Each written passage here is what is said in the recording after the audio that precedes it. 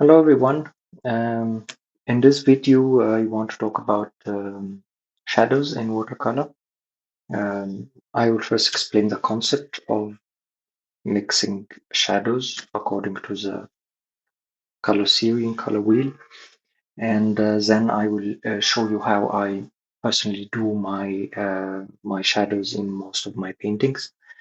So the general idea about shadow is that this is a color wheel. If you don't have something like this, I would highly recommend you keep one. You can just Google color wheel and you will find a lot of images. You can just print them or you can buy something like this from an art store. Um, so the main point here is when you're mixing shadows is you are using the complementary of a color on the color wheel. So let's say we have green. So to mix a shadow of a green, we should mix the green with red to get a darker tone of the green, or the opposite also works. So if we have red, we mix it with green, we get a shadow for the red. Same for yellow. So if we have a yellow, should mix with violet to get the shadow value of the yellow. Same with blue, you mix with orange and then you get the value. This is a typical way of doing it, like the correct way of doing the shadows. Of course, there is a lot of variations, and as I said, I personally use don't really strictly follow this idea. I will show you later how. But let's start by I have here uh, three oval shapes with these three different colors, and let's try to apply this and see. So for yellow, I will first of all I will get the same yellow I used here, and then I will mix it with some violet. Um, I have violet here,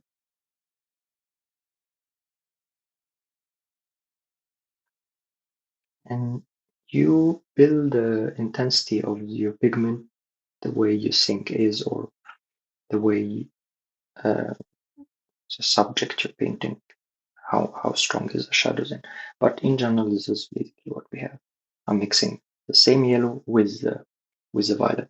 Some people usually, I see a lot of people do this, which is also, of course, fine because watercolor is a transparent medium, so you can build layers. So I see a lot of people, for example, in a circle like this, they basically paint the yellow that I did now, and then they go purely with the violet.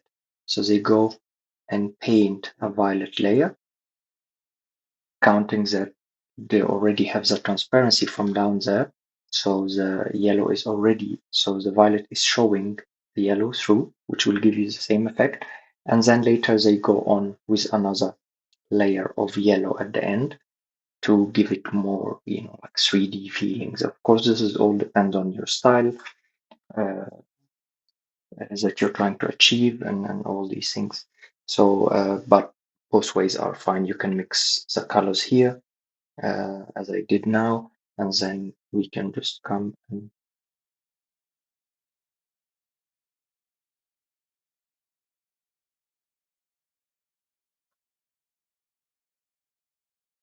I'm not being very accurate with the oval shape and all these things. I'm just showing you the the idea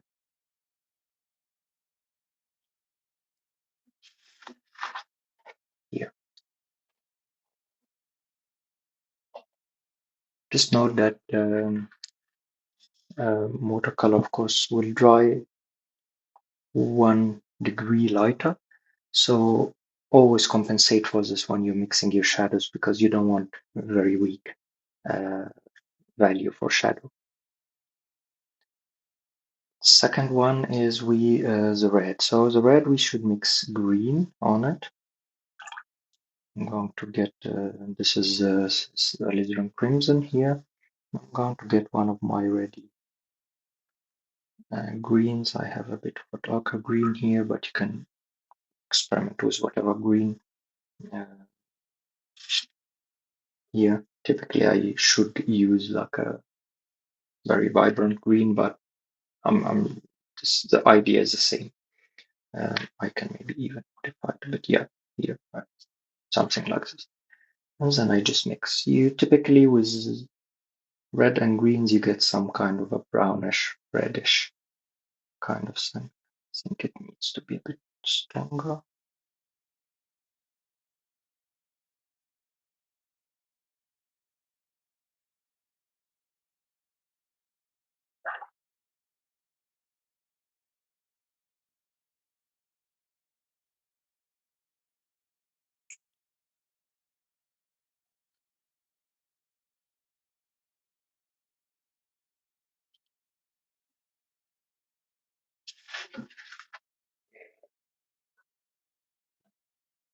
And now you get a nice looking shadow for the red. And as I said, it's up to you. You can come back after this dries, of course. You can come back with another light wash of red to intensify things. But as I said, it depends on your style in general. For for blue, we will have here. Let me get the wheel again. So blue we should mix with orange.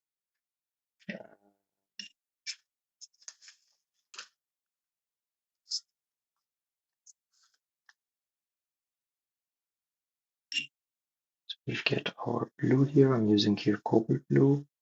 So I'm getting my cobalt blue again. And I'm gonna give it some orange.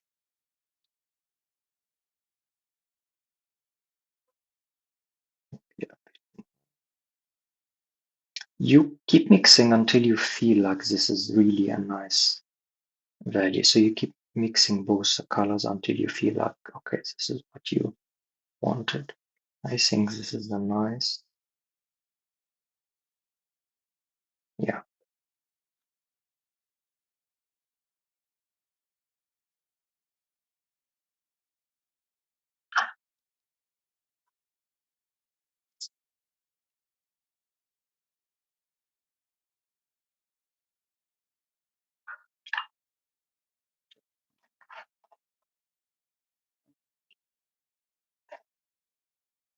here it is.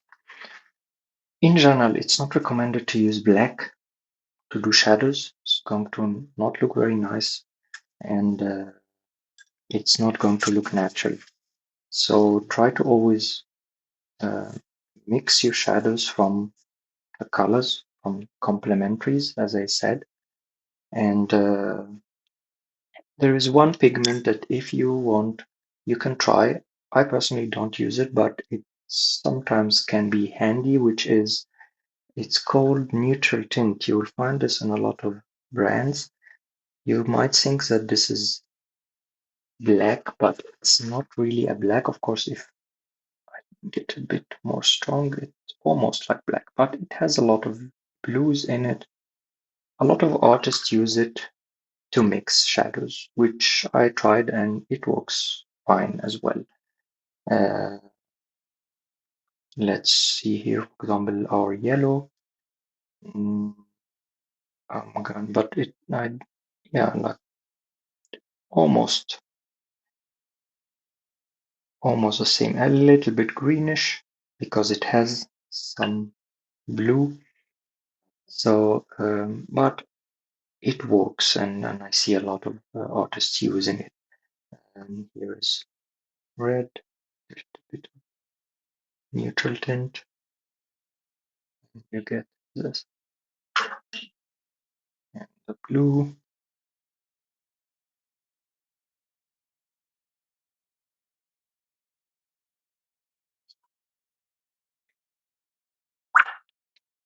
It's a nice color for also mixing shadows.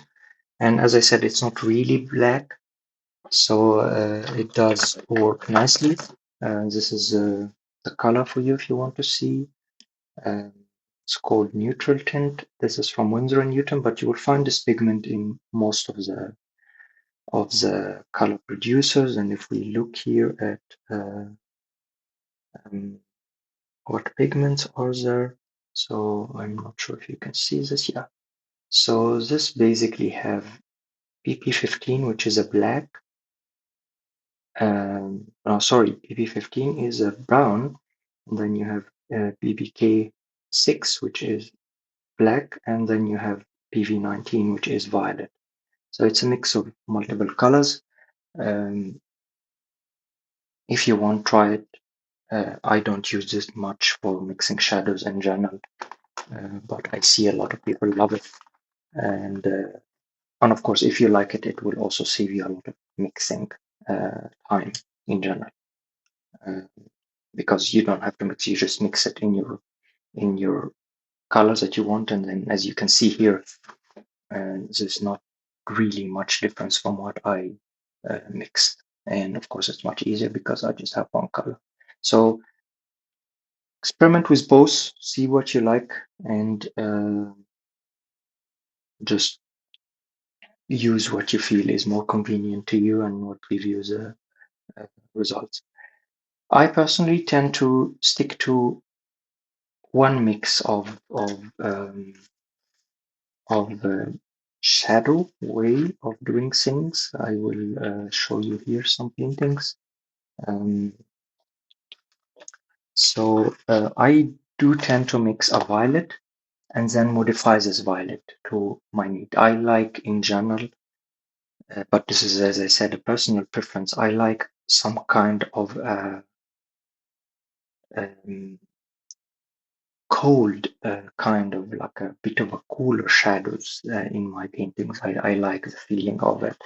So here is in this painting, for example, uh, you can see here is a shadow area here.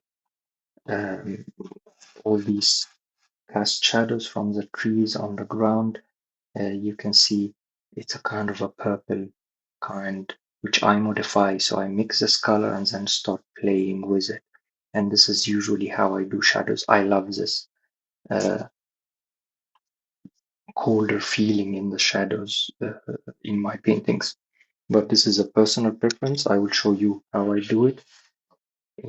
Also in here, you can see um, this is a shadow part, shadow here, all this here on the side. I tend to do this with buildings in general or with cast shadows. Um, here, some architecture, uh, scene, which I also, as you can see here, I'm almost using the same one, and depending on the transparency of the watercolor, that my base color will show from down, so I will get um, nicely looking uh, shadows in general. How do I mix this? Um, what I mainly do, I use this with two colors. Uh, the only red I'm using in my palette is Alizarin Crimson, but it doesn't matter. I'm literally mixing a purple kind of a color or a violet kind of a color. So I'm basically mixing mixing blues and reds. So in my case, I'm always having alizarin, and in most of the cases, I'm using cobalt blue. And then I get such a mix. Usually I tend to go a bit more on the blue side, so more blue than the. And this is my base. Like sometimes I just use it as is.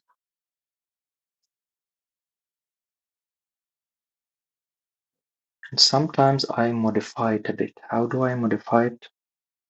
Either make it more blue, like make it more bluish, or I tend to warm it. How do I warm it? I usually mix it with raw sienna. Raw sienna is something like this. It's almost like very similar to cobalt. This is here, raw sienna, but not much. I just give it a touch to warm it a bit. So here, for example, this I just Give it a touch here. Depends on what I'm really doing the shadow for.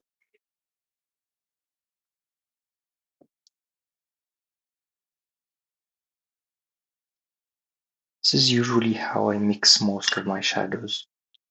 And I depend that there is a layer under, and then I'm going to get the sense of the color from down. So I always, whenever I'm having buildings or something like this, I always use it for the shadow part of buildings in general. Uh, let's say we have lights from here, and what I do is I usually first go with the colors that the building is originally in. So let's say this building is a bit uh, sort of a beige kind of.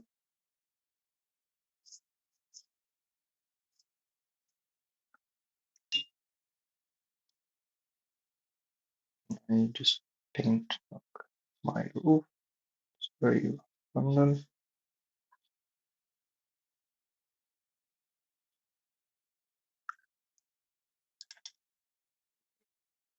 I then wait for this to dry, and then I come and do the shadows. For now, I will just dry it quickly. All right, now it's dry. I just dried it quickly with an hair dryer, and then I get my mix. So since this is a building, so as I said, I tend to warm it a bit. Of course, you can also try to warm it with whatever, with browns, but just don't add a lot to your mixture. I have this kind of mix, and then let's say this side here, shadow.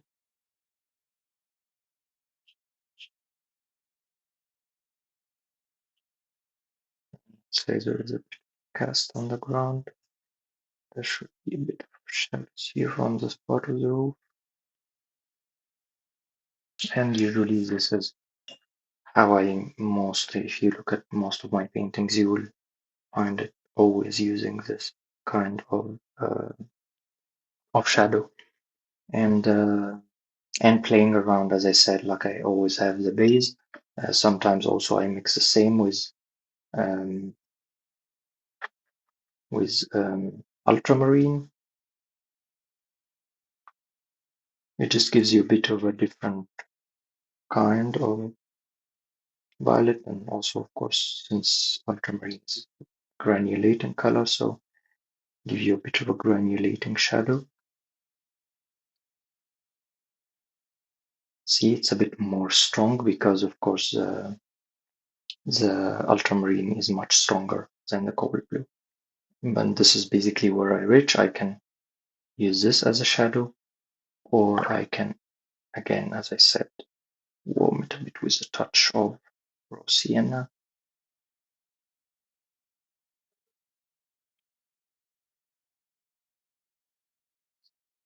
Depends on the scene and the mood of the painting. But this is generally how I do it.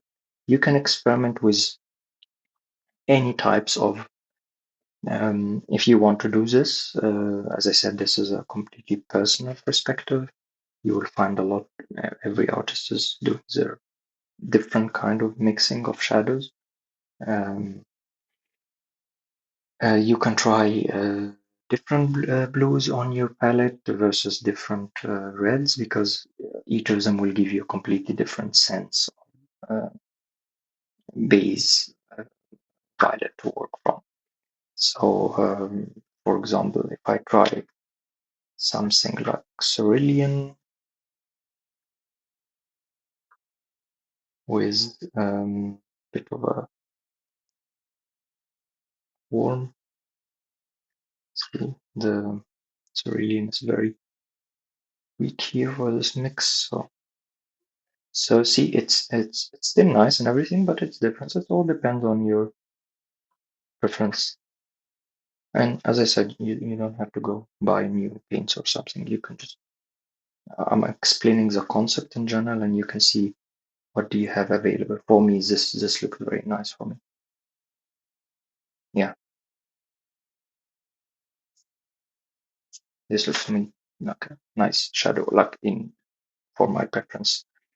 Um, so all your blues and reds will give you different things. Something dark like Payne's Gray or Indigo with ultramarine and some blue.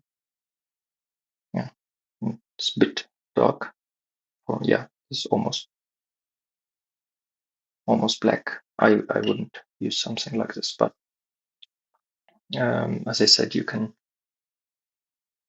And this is too red also for my taste. So in general, I would stay away from something dark blue. I would stick with cobalt blue, ultramarine blue, something light like ceruleans, uh, cerulean blue or something like this. Would be nice. And that's it for this video. I hope you enjoyed it, and see you again soon.